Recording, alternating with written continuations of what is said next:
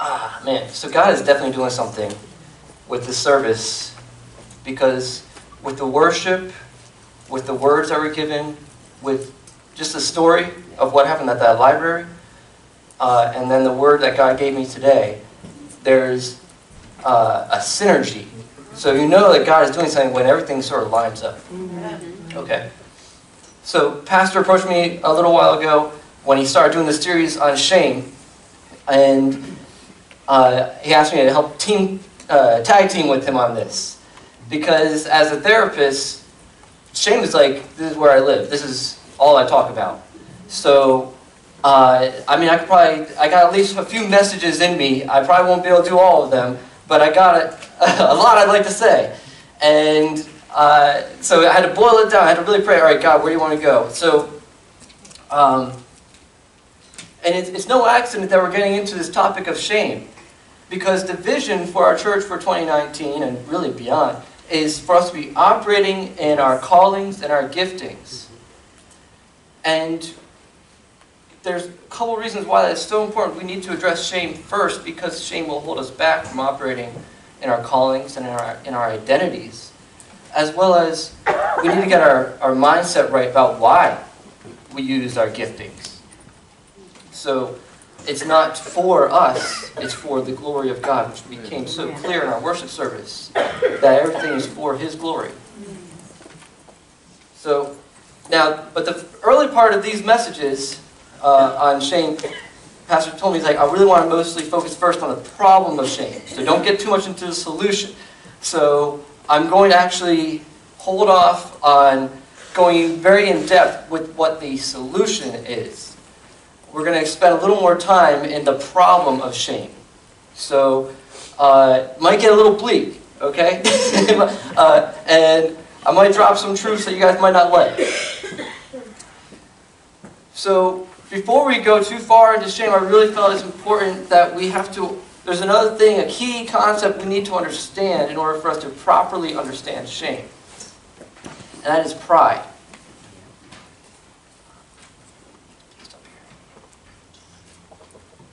So shame cannot be understood without pride. And that is because they're two sides of the same coin. The same coin of our attempts to meet our needs and our longings independent of God. When we approach that quest by our own strength and our own tactics, our own strategies, the result will either be pride or shame or a mix of both, and we'll vacillate, we'll go between the two. So there's a relationship between the two that you have to understand if you want to understand shame. It's been a while since I preached, so I don't expect anyone to remember what I talked about last time, but so I'll give you a brief recap of what this is rooted in. And it's very basic. It's about just who we are as humans. That you are made in the image of God. We were originally designed in His image to reflect Him. And that is to fulfill the highest purpose, which is the glory of God.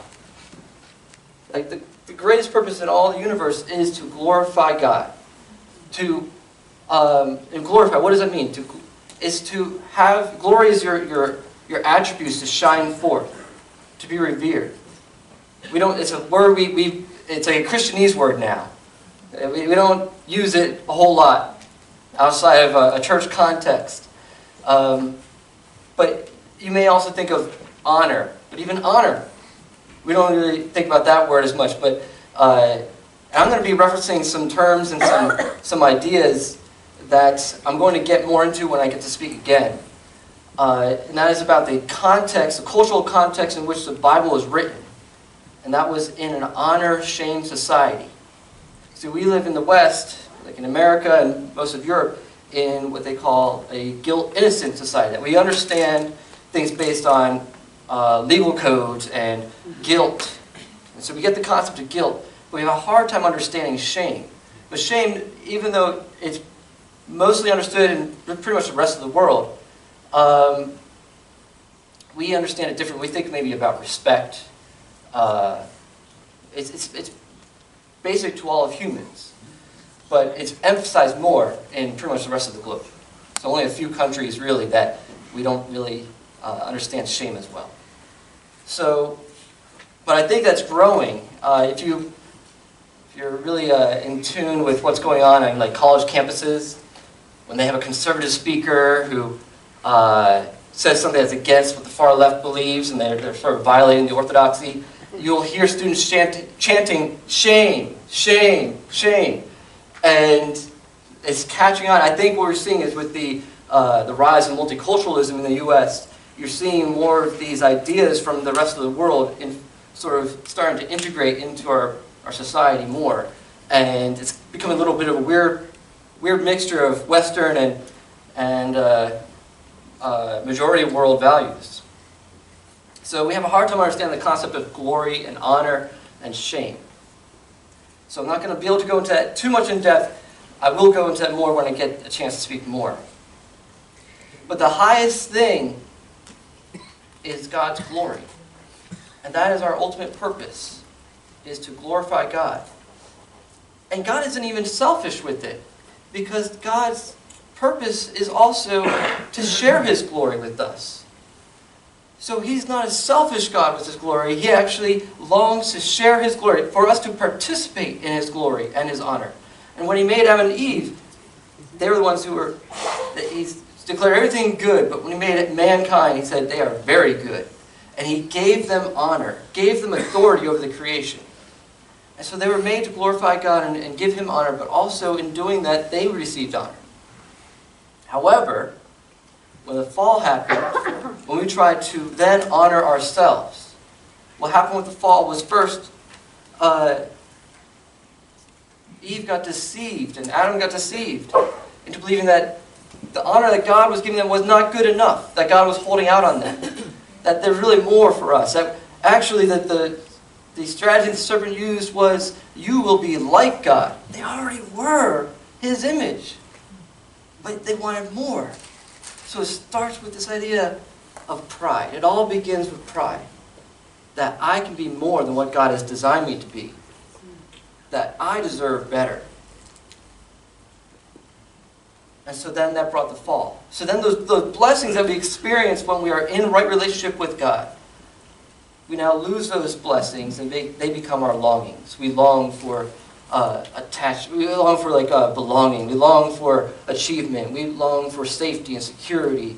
And we long for love from others and connection and wisdom. And so we strive for those things. We strive for status in the world. And the greatest one of those longings is honor and have our worth, our value recognized.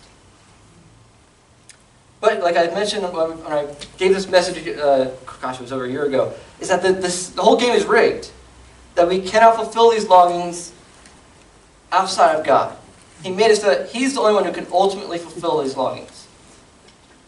And so when we deny that reality, we're actually denying, we're denying reality. So, and that's really what leads to so many of the issues that I see when I'm working with people. Scott Peck, who wrote The Road Less Traveled, I love how he defines mental health. He says, mental health is a total dedication to truth. So when people are trying to deny truth, just live in some false reality, they're not coming to terms with the truth, that causes so many of our mental issues, our emotional issues. And he also pretty much equates mental health with spiritual health and spiritual growth. So it's the same. It's when we as believers, we're not living in the truth, that we experience so many other problems. So my main job actually as a therapist is help people live in reality. Because pride actually is rooted in self-deception. Like I was saying, we're meant for more than what God already designed us for. That we're meant to be like God. That we're not satisfied with how He created us. But the reality is, for people actually, some people get deceived so much that they can still believe that, but at our core, most of us know we'll never really be good enough. That we're not as great as we really long to be. And so we dishonor God when we try to get that honor for ourselves outside of Him. We turn the focus to ourselves. And that causes a loss of communion with Him. And that brings shame upon ourselves. So we're really all playing this game to see how much man-made honor we can accumulate for ourselves. Now, for those of us who are really successful, or just say maybe they're just really blessed, to say the game is, I'm going to get as much approval from people. And some people just got it easier. Some people are good looking, they're tall. I'm not. It just comes natural. Some are just really good at relationships and just become popular. They can achieve that. Others, maybe because they're overweight, maybe because of a birth defect, they have some deformity, it causes them great shame. There's already a disadvantage for them. Or just maybe just different trauma in their life. They had difficulty in making connections with people. And so they're at a disadvantage. And so that the temptation, the conclusion for them would be shame. Whereas if you're super successful, the temptation is to fall into pride. But even the most successful people still know, when they really think about it, that they're not perfect. The most beautiful woman in the world, you can't even objectively make that claim. I'd still say it's my wife. But most gorgeous woman in the world still never feels like she's pretty enough. So it's it doesn't matter how much in this life you can achieve, it's never enough. Like Rockefeller said, if someone asked him, how much money is enough? And he said, just a little bit more. We're never satisfied. And so even those with pride, you see that the pride actually becomes a defense against shame. So there's this relationship. It started with Adam and Eve with pride, but now for each human after that, it's this battle between pride and shame. And usually for us, pride is usually this defense against shame. And so because of that, we fear exposure of that thing about ourselves that we're ashamed of. We fear being exposed. We fear ourselves even becoming aware of it. So we do things to protect ourselves from becoming aware. We do things to protect others from becoming aware of those things we're ashamed of. It creates this huge dilemma for us. Therefore, if there's no pride, there's no shame. So you can title this message, No Pride, No Shame. So, and the shame will keep you from walking according to your identity and your relationship with God. That's where it keeps you from walking in reality. All right, so that's just a lot of abstract concepts. I want to use an example that'll help really illustrate this. And I couldn't think of a better example. Well, there's a lot of really good examples in Scripture. Once you get to know the characters in the Bible, you see how flawed they are. It's only the few characters that we don't know a whole lot about that we can see, oh, they're pretty virtuous. You got Nehemiah and Ezra. It's they're actually some of the most virtuous people. Well, we don't know a whole lot about them. We got to know them more. I'm sure you'd find their flaws. But the Scriptures where you see enough of their story, you see, boy, they're pretty messed up. And so you can actually use quite a few people from Scripture, but the example that really stands out to me is King David. He's a really good example of this relationship between pride and shame. So I'm going to give just a rundown of his story, and we'll pull some things out. So actually, David, and hopefully you'll hear some things that you might not have really thought about when it comes to David. We usually just think of David and Goliath, or even David and Bathsheba, but we're going to get into that a little more in depth.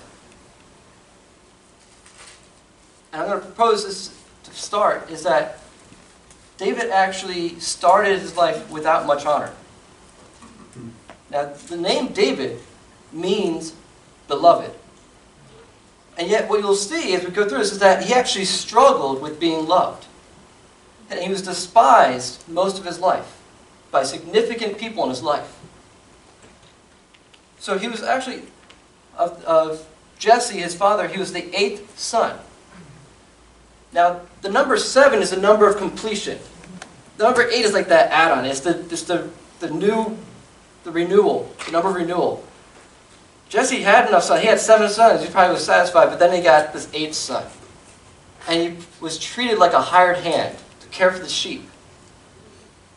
I'm not just jumping to conclusions, because if you see what happens when Samuel goes to anoint a new king over Israel, he goes to Jesse's home in Bethlehem, and he says, bring me your sons. What does Jesse do? He brings 7 eldest, and he leaves David behind. So that tells you right there that he was neglected and treated like he was just the add-on, the afterthought. And here, that was not the one that God wanted. See, man looks at the outward appearance, God looks at the heart. And David was a man, even though he was young, he was only about probably 12, 13 at the time, was a man after God's own heart. So that's what God was looking at, but his dad wasn't looking at that. His brothers weren't looking at that. So he ends up being the one that was chosen. Now, I'm betting his brothers were pretty jealous. You see a little bit of parallel between David's story and Joseph's story. And you see a hint of this when later on, Goliath is making his challenge to the Israelites and saying, give me one of your best fighters, and if I defeat him, you guys win. We win. If you defeat me, then the Israelites win. And Goliath's this giant of a man, and he's intimidating all these other grown men in Israel. And David, this young boy, comes to bring food to his 3 brothers who are in the military.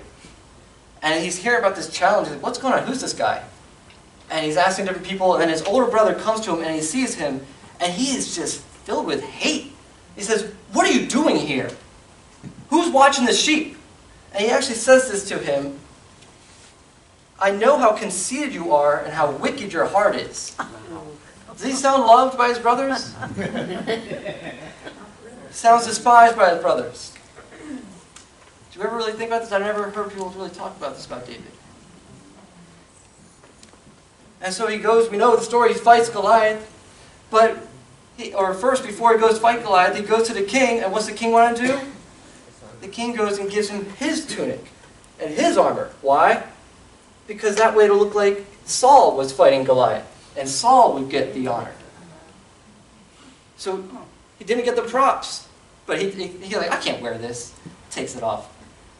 And he goes down and takes care of Goliath. Well, then what happens? He becomes part of Saul's family, because one of the rewards was that he would be given in marriage to Saul's daughter. And on top of that, David was already part of Saul's household, because he would go there, he was hired to play the harp for him when Saul would have his panic attacks or whatever he was having. We don't know, it's kind of unclear. And so he was already there, and he was best friends with Jonathan. So Saul became like a father to David. And what does Saul want to do?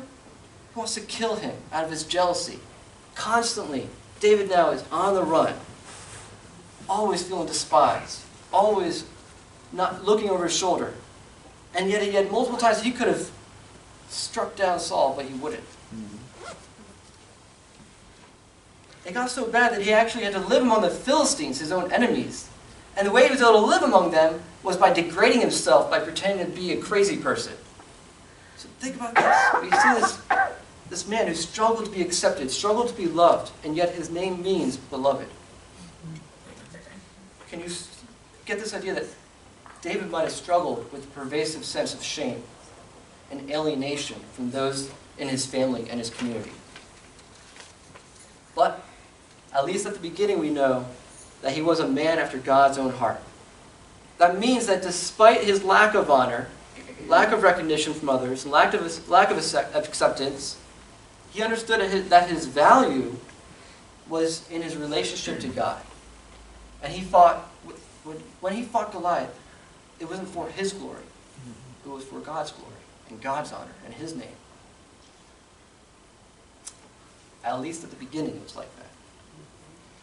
But if we also read the story, we'll see that over time he accumulates honor over the years. People began singing songs about him. Saul killed his thousands, David killed his tens of thousands. And he got very popular. It also says that he grew into a very handsome young man. And so he was probably really popular. And we know he was pretty popular with the ladies. He got a bunch of wives. He wasn't satisfied. His lust was not quenched. He got a following of loyal men. As he was on the run, he had a gathering of an army of men who were his band of brothers. So he accumulated honor over the years. And as the years go by, we see that it begins to go to his head with all his wives, his concubines. And even at one point when he becomes king, he sits down and he violates God's law by counting the fighting men. In the law it said it's illegal to do a census because God didn't want us to be dependent on our armies, but to be dependent on him. But he sat down and did a census to look and boast in all his great wealth and all his military might. So we see now pride was growing. And his pride reaches its pinnacle in 2 Samuel chapter 11. All right, so we're going to pick up right there. And it says here, I'm not going to read the whole thing, but we're going to do a Cliff Notes version. In the spring, at the time when kings go off to war, so this is a custom now, because you're not going to fight during the winter. You're going to stay back and wait. Now it's springtime. Now it's time to fight. And it's not like we're used to these days, where the president stays back and he calls his generals to go to war. No, if you're the king, you're actually meant to be a warrior as well. You're supposed to go out to war, even if you're mostly hanging back.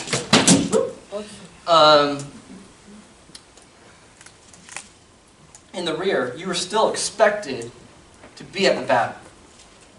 And what's he do? It says, at the time when kings go off to war, David sent Joab, that's his chief general, out with the king's men and the whole Israelite army. They destroyed the Ammonites and besieged Rabbah. But David remained in Jerusalem. He excuses himself. He makes an exception for himself. We see that pride is now growing in him, where now he's above the rules. He's above the customs. And what this leads to? He's restless. He's pacing back and forth at the palace. He's not settled. And he sees Bathsheba bathing. Isn't that really kind of convenient that in the English, bathing and Bathsheba, but it has nothing to do with the actual name. But it's just funny. Oh, Bathsheba, she's taking a bath. And he sees her. And he lusts after her. He wants now what is not his. Another aspect of pride. Want more than what you already have. Now Bathsheba, it's funny, when you see the names of the characters throughout the story, you will see how pride and shame prohibits them from fulfilling their identities. Because Bathsheba means daughter of the oath. And what happens? They commit adultery together. Violates her oath to her husband. Now she's married to Uriah. Now we just talk about Uriah like, okay, that's the name of her husband. But you think that's bad that David cheats or commits adultery, but when you actually look at who Bathsheba is and who her relatives are, it's actually, the story gets worse. Uriah is actually one of David's 30 mighty men. And he's a Hittite, so he's not even an Israelite. He's a foreigner who was so loyal to David that he actually swore allegiance to him, even though he had no reason to. He's not part of the Israelites. But he chose to become one of David's mighty men. David had an elite group of warriors called the Mighty Men. And there was 30 of them, and Uriah was one of them. And that's Bathsheba's husband. And not only that, but Bathsheba's father, Eliam, was also one of the mighty men. And on top of that, Bathsheba's grandfather, Ahithophel, was David's chief advisor. So he knew this woman. Now, he might not have recognized her when he saw her bathing. And maybe he didn't even meet her. Let's assume maybe he didn't meet her. But as soon as he found out her name and whose wife she was, he knew who she was. So this story gets worse when you understand the relationships. That he didn't just violate his own marital covenant, but he hurt Uriah, he hurt Ahithophel, Eliam, his friends. And then when Bathsheba tells him, I'm pregnant, uh-oh. What does he do? What does pride and shame do? Shame motivates us to hide our shame, the thing we're ashamed of. So he tries to cover his tracks. But it won't work. See, what's Uriah mean? The name Uriah means the Lord is a light. This was a man of integrity. And he calls Uriah over from the battlefield and has him spend some time. Go ahead, take a little bit of break. Go home to your wife. And he doesn't. He sleeps at the gates. Can you imagine that? Any of you guys in the military, when you're out there deployed, if you had a chance to come home, would you just stay at the airport? Would you stay at the base? No, you got a chance to go home. You're going to be with your wife. And you're going to be with your wife. All right? No, he doesn't. He's like, how can I go be with my wife when my men are still out there fighting? Man, what a man of integrity. And Uriah understood that the Lord is his light, not himself. That his honor was in God. And David snuffed him out. He snuffed out that light, that virtue. So David's actions brought shame to God, who had blessed him with everything he could, that he could need. Now this is a concept to understand with this culture, is that the way you excel is not through your own achievement necessarily, but through patronage. That there's someone of a higher status of you, and that for you to get ahead, they bless you. And what they expect in return is honor and gratitude. So that's the culture in which they live. And you have to understand that that's the relationship God has with David. Because when Nathan the prophet comes and finally confronts David, the word he gives to him is this.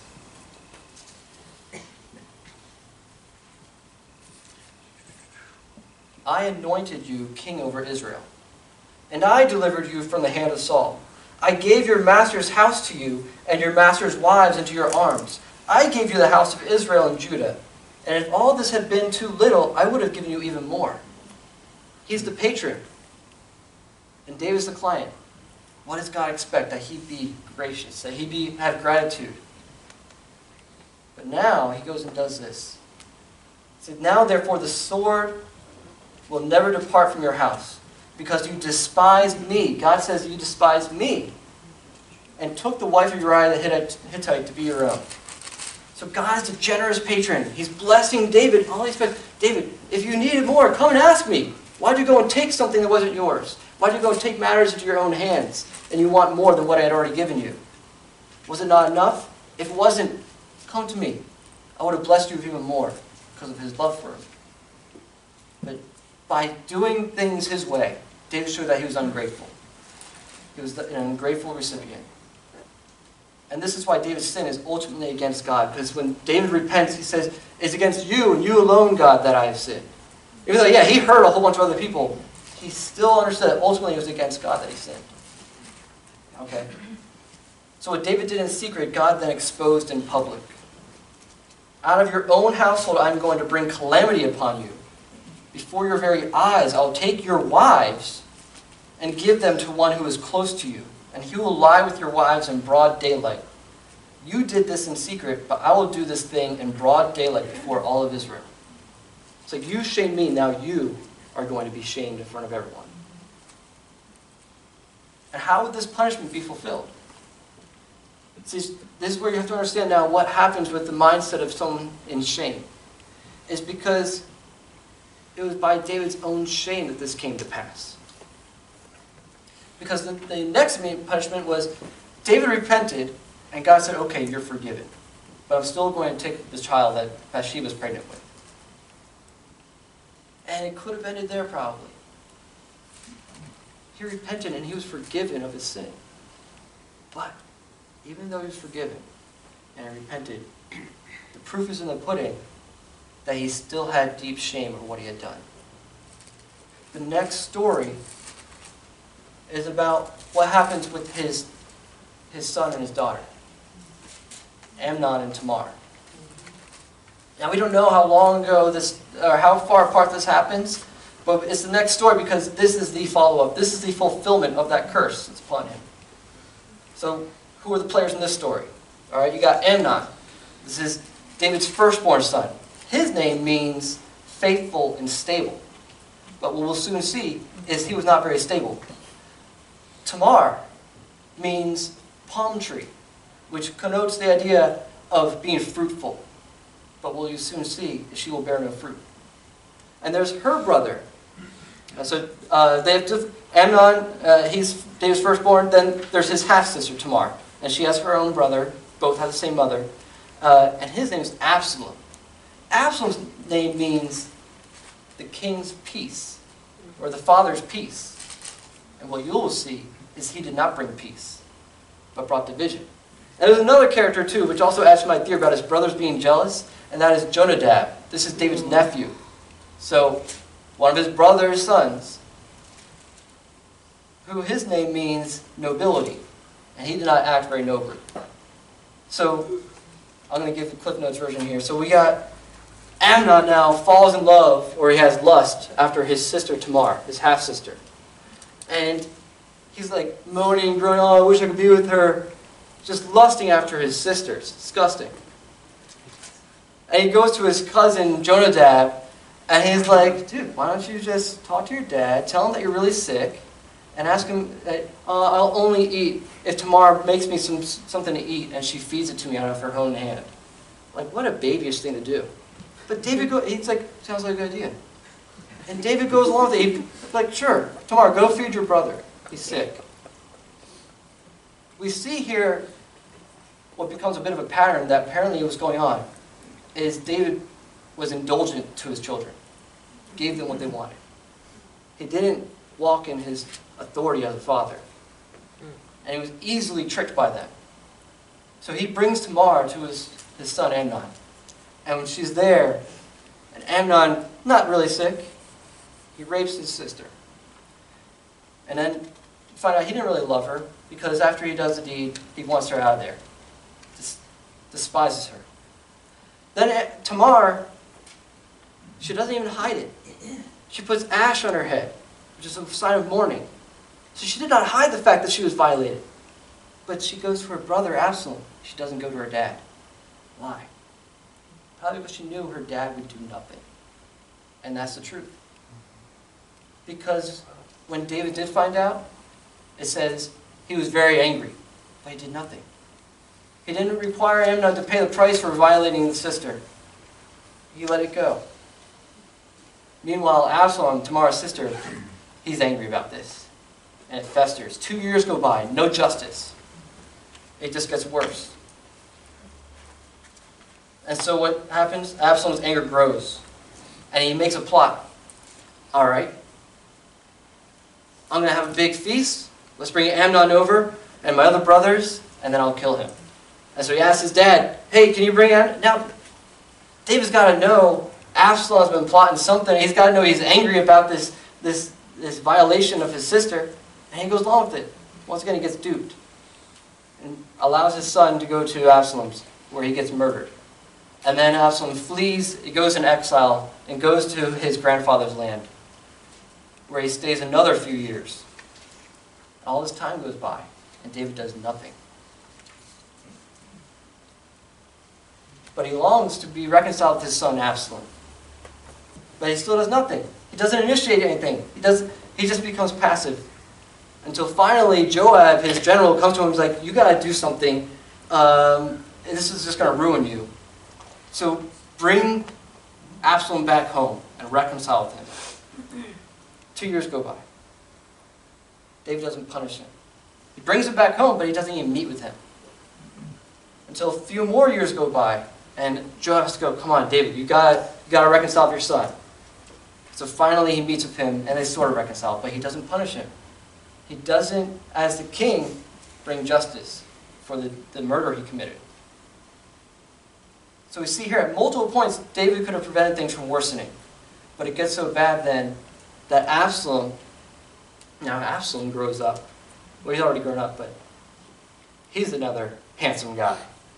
And he's got a really big head of hair. I don't know, it mentions that, and there's a reason why it mentions that. He's got such a big head of hair, he would cut it once a year and he would weigh it, and people just looked up to him like, Absalom, oh man, he's the man. And what does he do? He positions himself at the city gate. So when people come to Jerusalem to speak to the king with a complaint, he intercepts them, and he's like, what are you coming for? Oh, I got this issue I got to bring to the king. He's like, oh, there's no delegate from the king to help hear your case. I'm sorry, I'll take care of this. And he hugs them and he tries to present himself as a man of the people. And he gathers a following. People started liking this Absalom guy. Yeah, you know, the king won't hear us, but he will. David doesn't know what's going on. He starts gathering this following. And he gets this conspiracy till finally he goes and he declares himself king. And what does David do? Does he stand up and be like, what? Hold up. No. He flees. He takes off. And what does he do? He leaves his 10 concubines behind to watch the castle. Right. He flees and leaves 10 defensive women behind to care for the palace. What happens? What happens when he leaves them behind? Absalom comes. And he gets some bad advice from Ahithophel, remember, Bathsheba's grandfather, who now stays behind to become Absalom's chief advisor. Why? Probably because he's been festering anger because of what David did to Uriah. And so he's like, yeah, here's what you should do. Sleep with his concubines in broad daylight. And that's what he does. And he shames David. Basically, you're telling him, he's like, you're worth dirt. Because I can go and do this with your wives. Like you're nothing. He brings such great shame upon David by doing that. So we see here that David's shame kept him passive. That he might have been forgiven by God when it came to Bathsheba, but from that time forward you see that he allowed his shame to keep him from walking in his identity as a father and as a king. It kept him from fulfilling his call. We can see in David's overall story how pride became his defense against his shame. He started off life with shame, and he accumulated honor, and it led to pride. Probably by the time now we see him at that castle not going to war, was he's like, you know what? I've earned this. I've been through so much. Now it's my time. I'm going to take care of me. But that pride brought more shame. It always does. So he made an exception for himself when it came to his responsibilities as king. He showed ungratefulness toward God, who had given him everything, but he wanted more. And then in fear of his shame being exposed, he tried to hide his sin, leading to murder. In his shame, he did not operate in his identity as both father and king. So again, he made an exception for himself. Constantly, if it was any other person, there would have been justice. But because they were his kids, he wanted mercy for them. No, let them get away with this. And Joab, his general, just got sick of it. So what happened? Oh, I'll get to that in a second. In his shame, he fell into passivity. He did not step up. He was not walking in his authority. And he did not initiate reconciliation. There's multiple times he could have prevented so much of this if he would have been the one to go to Absalom. If he would have gone to Tamar and made things right and reconciled with her. If he would have gone to Absalom and reconciled with him. But no, he needed to be coaxed into it. He needed to be actually tricked into it a couple of times by Joab. He was dependent on others to come and start the reconciliation process. And in his shame, he fled to protect himself, but he left his concubines open to be assaulted, which only led to more shame for him. Now here's actually the hard pill to swallow. And that is that most of our reactions to shame are prideful. What are the ways we react to shame? We protect ourselves from more hurt. We put up barriers, we put up walls, we keep people away from us. We stop doing certain activities. What is that? That is taking matters into our hands to care for ourselves. So we protect ourselves. We put on false identities and personas. We try to put on a face that shows that we're actually better than we are. So we try to overcompensate sometimes, or we just throw people off. I look at David's story and I see myself in so much of this. When I was in junior high, after so many years of being bullied and picked on as a kid in elementary school, I figured, okay, no one likes me as I am, let me be someone else. So I became the class clown. When I was in youth group, I'd be the one who's pulling pranks and making jokes. Well, that got people's attention. They liked me then. Except then I realized now they don't take me serious. So that I'm just a joke. So that didn't quite meet my needs. But it was better than being ignored. It's better than being just overlooked like I was a nobody. We hide and isolate ourselves and isolate parts of ourselves so that no one can find them. But when we do that, when we hide, we actually are neglecting our call to love others. When your shame keeps you locked away, you're not fulfilling your call to love, which requires you to put yourself out there, to either initiate contact with people or to open yourself up to receive contact from others. But in your shame, you protect yourself, you close yourself off, you're neglecting your call to love. We refuse to use our gifts and our talents. That's going to hold us back. If God is calling us as a church to be using our gifts to bless others, if we have this shame that it makes us more scared of trying a gift, trying an act of service, but messing up, or not being received, and thus being embarrassed or shamed. So we protect ourselves from even doing that. We have contempt for ourselves, for others. We take things that are normally good, that we appreciate, that we value, that may be even good about ourselves, but because they become a source of shame, we despise them. We have contempt for them. We refuse to initiate forgiveness and reconciliation. You see that all throughout David's story. He could have initiated the process of forgiveness and reconciliation, but he didn't. And that's how the curse became fulfilled, because he held on to his shame. God didn't make it happen. He put, everything was in place. He just knew, if you do this thing, I know how you're going to respond with the shame you have. This is what's going to happen. And that's how it went. We may also obsessively seek approval from others. So we may not voice our concerns. We may not, you know what, you really hurt my feelings that one time you did that. Oh, well, I don't want to shake the boat, so I'll keep this locked down. I'll keep it hidden. I won't tell them about my grievance. All that does is keep that bitterness growing below the surface. How are these prideful? Because they are still ways of relying on self and others for our worth, instead of relying on God for our value and our honor. So like I always say in my group, when I'm counseling guys, we can always find a reason for your pain, your shame, and the sin that you commit on a regular basis, but you will never find an excuse for those things. You will never find an excuse for your sin. But when you respond out of shame in a sinful way, that is a prideful response to shame. It's a way to meet your needs in your own terms. So how does the story end? All right, what is the solution? All right, for both pride and shame, the solution is actually the same.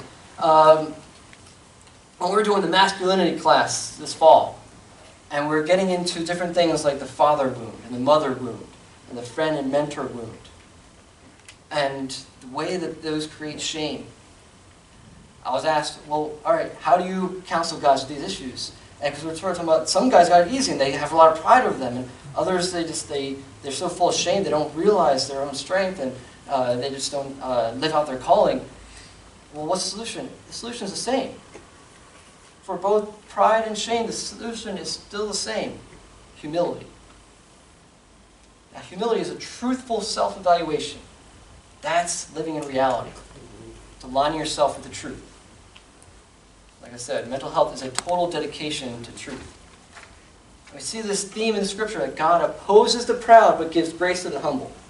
He mocks proud mockers but gives grace to the humble. The wise inherit honor, but fools he holds up to shame. It's Proverbs 3:34-35. So how does it end? All right.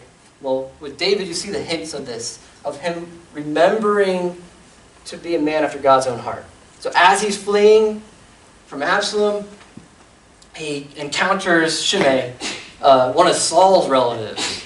And he's all angry about him becoming the king after Saul. And so he's throwing rocks at him as he's fleeing, and he's saying, this is because of what you did to Saul and his household. And he's cursing at him, and David doesn't even fight back. His men are like, hey, you want us to go kill that guy? It's like, no, let him.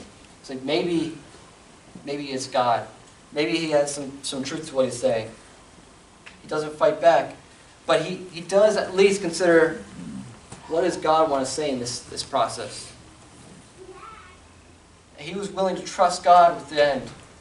It's like, God is in control ultimately. He's ultimately the one in control of Israel. So he trusted that God would care for Israel, even if it meant he would not be king. And that reflects a little bit of Jesus' heart, as we see in Philippians 2. that Jesus did not consider equality with God something to be grasped, to be clung onto, but he was able to let go of it so he would humble himself and come to earth and be like us. So David didn't cling to his royalty, didn't cling to the throne. He was willing to let it go. So that's the hints of him starting to come back to getting his honor from God, and not from his position, not from his royalty. Whereas Absalom doesn't learn his lesson. As I mentioned earlier, Absalom had that big head, right? So he goes into battle, and even though he's not really much of a fighter, and so he goes, and he's riding on a mule, so he doesn't know how to fight. Like, you don't ride a mule into battle. And what happens? His head gets stuck in a tree. That big head, figuratively and literally, gets stuck in a tree. And what does it say in Scripture? Cursed is anyone who hangs on a tree. What's Joab do? He goes up and throws spears into him, but it doesn't even kill him. So what? 10 men come and they finish the job. 10 men, one for each of the concubines that Absalom slept with. And so pride came before his shame. So in closing, as we begin to operate in our gifts and our callings, watch out for where's the source of your worth and your value. Where's your honor? If it ever shifts to anyone other than God, to yourself or others, be careful. You'll be vulnerable to pride and shame. And that's why we need a community of believers. We hold each other accountable. We confront each other when we're going, oh, we're going the wrong way. Keep us grounded. But also, as a community of believers, we can reflect God's heart back to each other. Remind each other of the value that we have in Christ. And to encourage us when the old shame wells up again. You know, it probably was just a matter of the right circumstances for that shame that David grew up with to finally come back in a different way. He needed to be connected with people to show him who he is. So as we go forward, keep those in mind. And that would be the word I have for us. Wonderful.